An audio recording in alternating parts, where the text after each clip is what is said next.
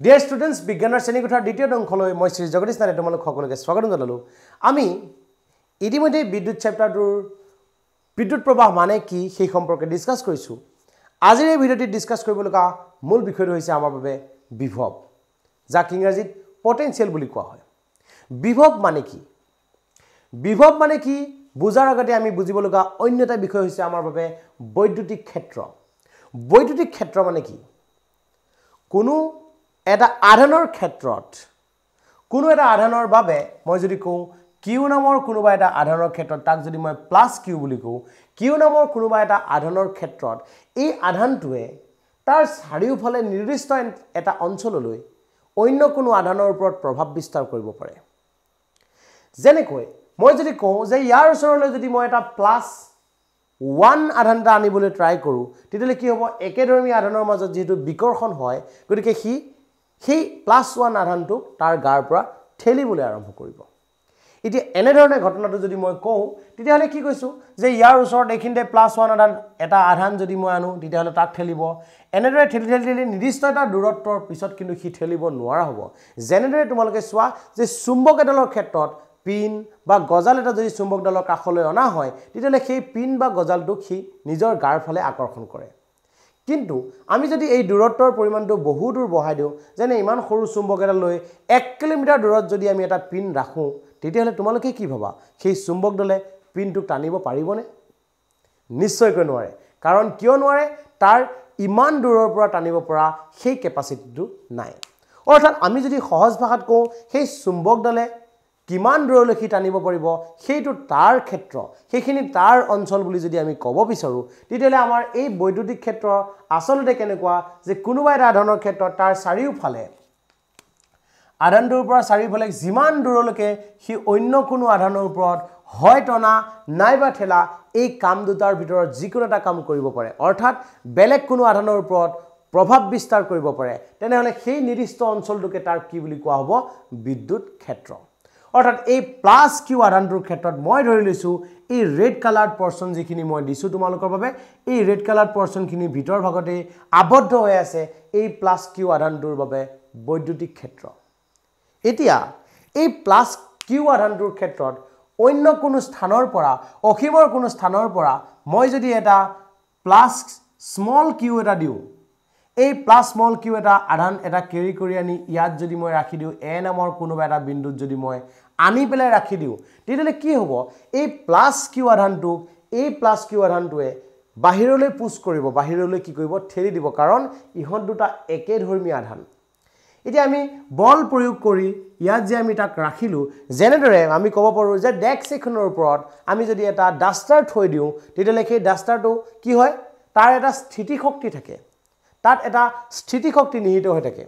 কেনেদৰে উলিয়াই? m * g * h। Zero মান হৈছে আমাৰ বাবে আমাৰ মাধ্যকৰখিনিক ত্বৰণৰ কথা কৈছে, h মানে হৈছে সি কিমান ওপৰত থিয় হৈ আছে, আৰু m মানে হৈছে তাৰ ভৰ। একেদৰে এই প্লাস কিউ আধানটোক যে ইয়াৰ পৰা কেৰি কৰি এই এ নামৰ বিন্দুটোত যে আমি অৱস্থান কৰাইছো, এই প্লাস কিউ আধানটো এ নামৰ বিন্দুটোত তাৰ এটা নিজা স্থিতি শক্তি থাকিব, নিজা এটা পটেনশিয়াল এনাৰ্জি থাকিব। সেই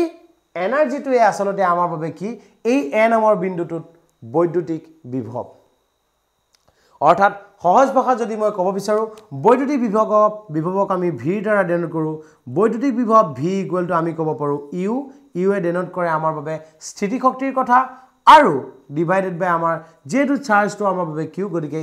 V equal to U by Q এ হৈছে আমাৰ বাবে এটা ফৰ্মুলা, যাৰ দ্বাৰা আমি কোনোবা এটা বিন্দুত, কোনোবা এখন বৈদ্যুতিক ক্ষেত্ৰৰ কোনোবা এটা বিন্দুত বিভৱৰ কথা ডিসকাস কৰিব পাৰো। এতিয়া এইখিনি স্থানত এ নামৰ কোনোবা এটা স্থানত আমি যদি প্লাস কিউ আধানটোক অৱস্থান কৰোঁতে ইয়াৰ ক্ষেত্ৰত ইয়াৰ এটা নিজা বিভৱ থাকিব। একেদৰে অন্য এটা স্থানত যদি বি নামৰ এটা বিন্দু আমাৰ বাবে বিবেচনা কৰোঁ, তেতিয়াহ'লে এই এৰ পৰা এই প্লাস কিউ আধানটোক বি বিন্দুলৈ কেৰি কৰি লৈ যাওঁতে, অৰ্থাৎ কঢ়িয়াই নিওঁতে আমি যে কিবা এটা কাম কৰিব লাগিব, অৰ্থাৎ এনেকুৱা এটা স্থানৰ পৰা মই এই কলমটো আন এটা স্থানলৈ যদি মই কেৰি কৰি নিব বিচাৰো, অবভিয়াসলি মই কি কৰিব লাগিব? বল প্ৰয়োগ কৰিব লাগিব। বল প্ৰয়োগ কৰি যেহেতু স্থানৰ পৰিৱৰ্তন হ'ব, গতিকে আচলতে কৰা হ'ব মই কাৰ্য। একেদৰে এই এ বিন্দুৰ পৰা প্লাছ কিউ আধানটোক ইয়াৰ পৰা বি বিন্দুলৈ কেৰি কৰি আনাৰ ফলত ময়ো কিছুমান কাম কৰিব লাগিব মই কাৰ্য কৰিব লাগিব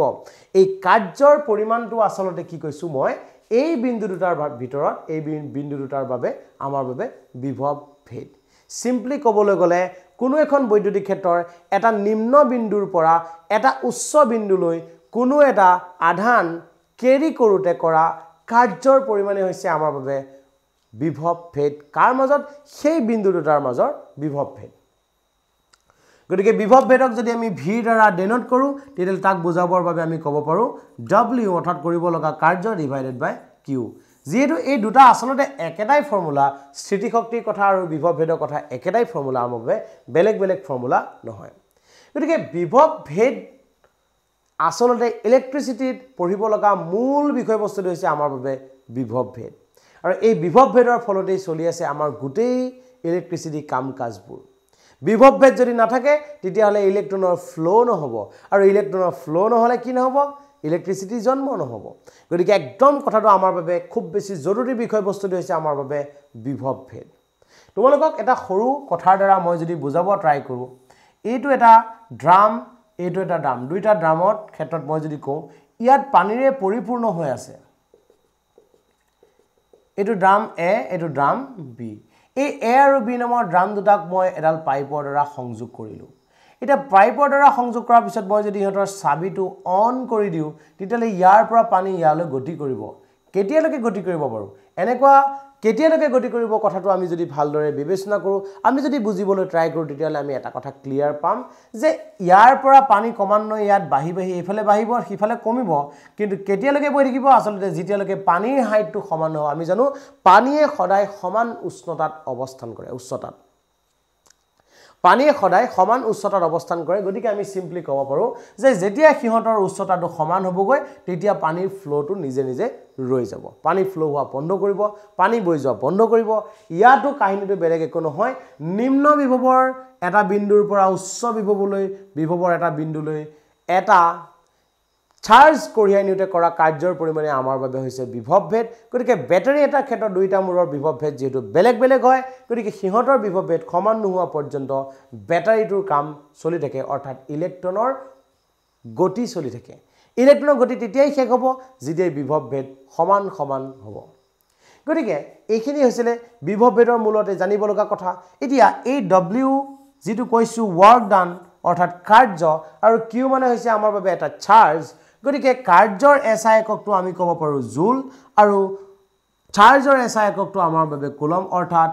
এই ভিৰ বাবে যদি আমি কওঁ ভি মানে হৈছে আমাৰ বাবে কি পটেনশিয়াল ডিফাৰেন্স অৰ্থাৎ বিভৱ ভেদৰ এসআই ইউনিট কি হ'ব বুলি ক'লে আমি ক'ব পাৰো জুল পাৰ কুলম যাক আসলতে ভল্টৰ দ্বাৰা ডিনোট কৰা হয় ভি দ্বাৰা ইয়াক প্ৰকাশ কৰা হয় এতিয়া কিছু সময় আগতে ডিসকাস কৰা ইয়াৰ আগৰটোৰ ভিডিঅ ডিসকাস কৰাৰ দৰে আমাৰ বাবে 1 এম্পিয়াৰৰ জেনেৰে ডেফিনিশনটো খুব বেছি এটা ইম্পৰ্টেন্ট থিওৰেম তেনেদৰে 1 ভল্টৰ বাবে যেটো ডেফিনিশন ইউ আমাৰ বাবে অতিকৈ জৰুৰী তো 1 ভল্ট আমি কেতিয়া পাম যেতিয়া কোনো এখন বৈদ্যুতিক ক্ষেত্ৰৰ কোনো দুটা বিন্দুৰ বাবে কোনো দুটা বিন্দুৰ ক্ষেত্ৰত নিম্ন বিভৱৰ পৰা উচ্চ বিভৱলৈ এটা প্লাস কিউ আধান কঢ়িয়াই নিউতে কৰিব লগা কাৰ্যৰ পৰিমাণ 1 জুল হ'ব কি কৈছো মই কোনো এখন বৈদ্যুতিক ক্ষেত্ৰ এটা নিম্ন বিন্দুৰ পৰা এটা উচ্চ বিন্দুলৈ উচ্চ বিভৱৰ নিম্ন বিভৱৰ এটা বিন্দুৰ পৰা উচ্চ বিভৱৰ এটা বিন্দুলৈ এটা কিউ চাৰ্জ কেৰি কিনিতে কৰিব লগা কাৰ্যৰ পৰিমাণ যদি আমাৰ বাবে 1 জুল হয় তেতিয়ালে আমি কি বুলি ক'ব পাৰো যে আমাৰ বিভৱ ভেদ সেই বিন্দু দুটাৰ মাজৰ বিভৱ ভেদ কিমান হ'ব আমাৰ বাবে 1 ভল্ট গতিকে এইটো হৈছে আমাৰ বিভৱ ভেদৰ জানিব লগা মূল বিষয় আজিলৈ মানে ধন্যবাদ